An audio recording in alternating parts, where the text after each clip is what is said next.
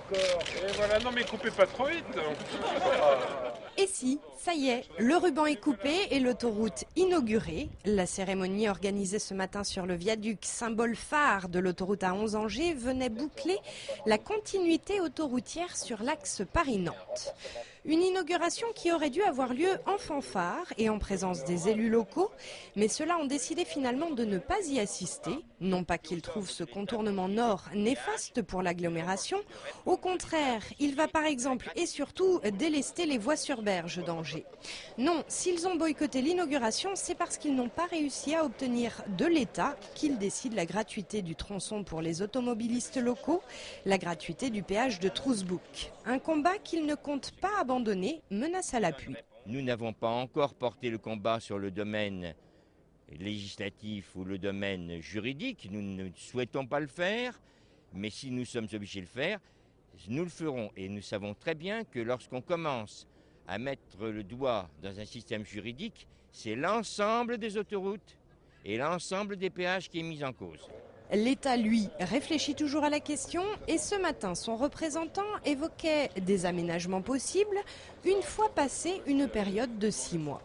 Cette période d'observation de 6 mois, elle permettra de tirer toutes les conséquences.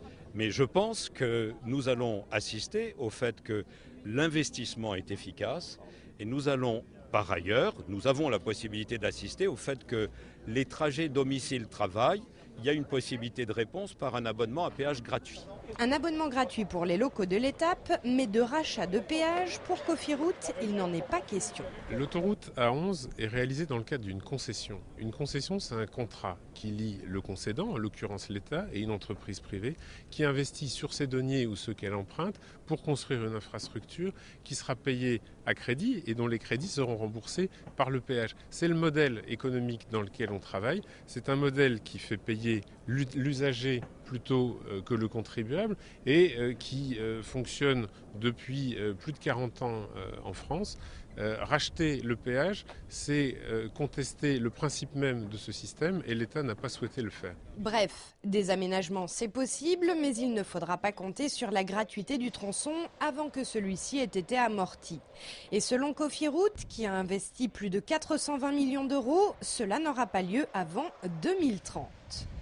Cela faisait 30 ans que certains en rêvaient. Vers 16h30 cet après-midi, les premiers véhicules ont pu emprunter le viaduc de l'A11, essentiellement des camions. Les voies sur berge, elles, vont peut-être bientôt se sentir bien abandonnées.